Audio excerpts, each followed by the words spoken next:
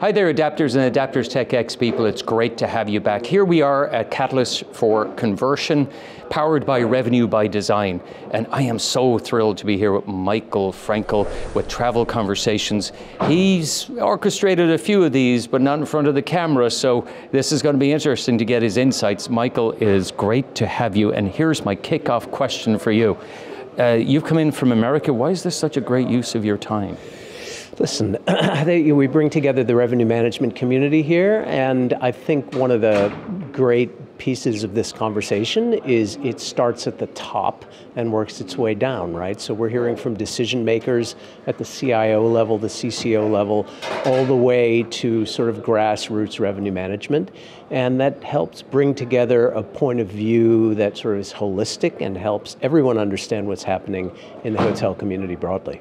And you tell us a little bit about what Travel Conversations does and your other businesses. Yeah, well, the best way to talk about it is really what I've been up to the past week. It started in Los Angeles at a conference called the Alice Conference, which is a hotel investment show, bringing together development people, finance people, decision makers.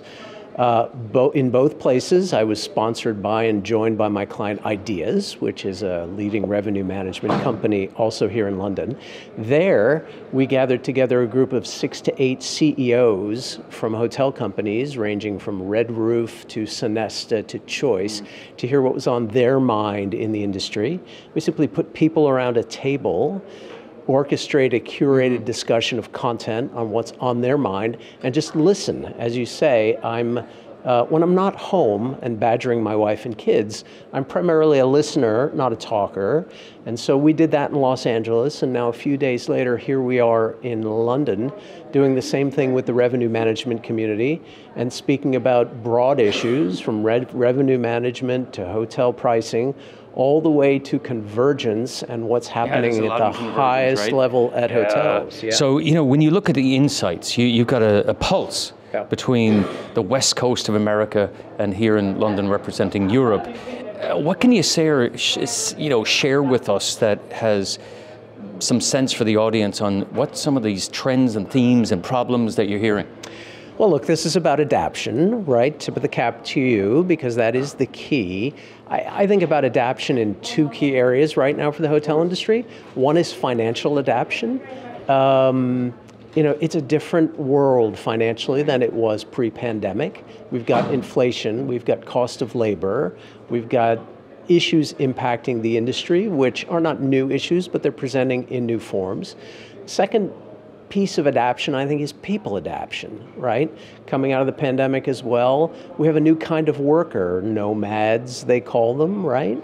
But they want to work in new terms, in new places, and the industry itself is putting its arms around that by thinking about what does it mean to have a nomadic worker? What does it mean to have people remote? How does that factor into what a hotel can do and can staff and can produce? And at the end of the day, how does it impact the consumer that we're all trying to solve? So you bring these 2 things together, the new financial reality and the new people reality, and it's an altogether new playing field. It feels like we're going from, a jagged mini crisis to a mini crisis, and it seems like everybody is kind of adapting and understanding that this is the way it is. There's not even a new normal. It's an adjustment to normal and frequent bursts. Yeah. So these skill sets that, if you were to say, and you were speaking to somebody out there and saying, look, you're in revenue management, you're in distribution, or you're sales and marketer, what are the skill sets that you think that needs to be punched up? Well, listen, there's no substitute for agility, and agility is what's required above all in this kind of market and this kind of environment.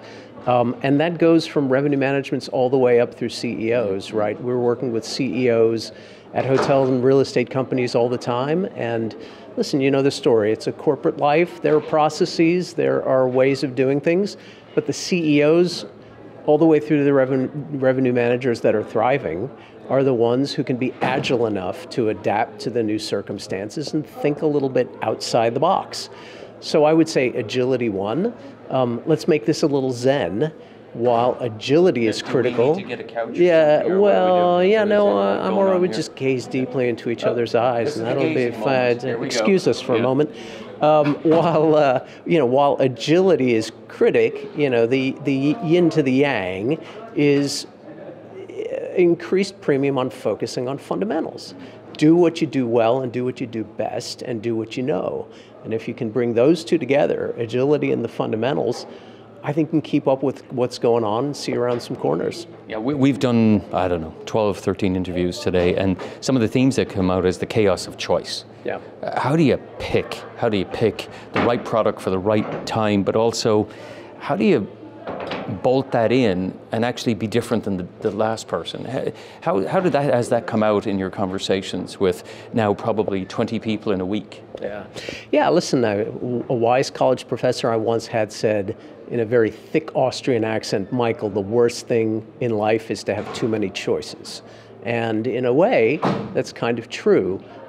Listen, I think that you need to know where you're grounded, right? You need to know, for the hotel industry in particular, a grounding fact is at the end of the day, the guest and the consumer, right?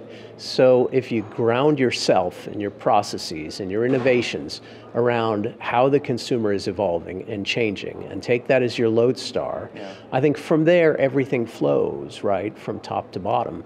Now, the industry is adapting, and where I spend a lot of my time is in innovation, right? And the technology tools required to push brands and companies forward.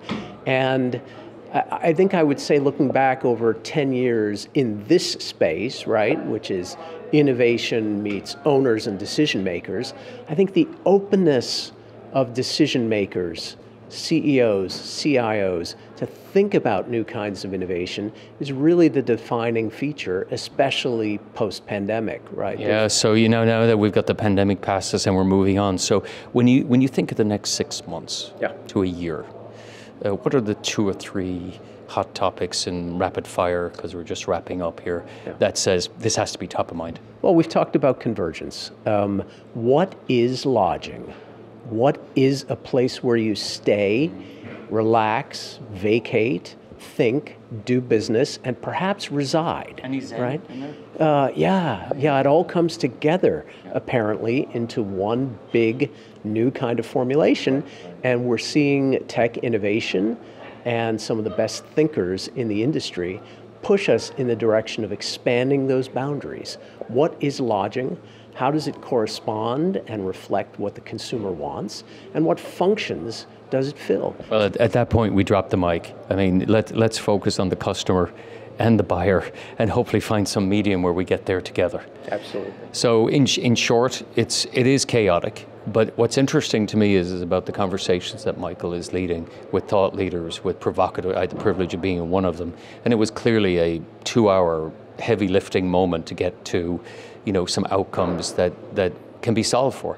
So it takes a village, as it was said, and an ecosystem to bring adaptation and innovation and make it easy to understand and make the complicated understood. So thanks for listening. We will see you soon, and remember, keep looking over the fence.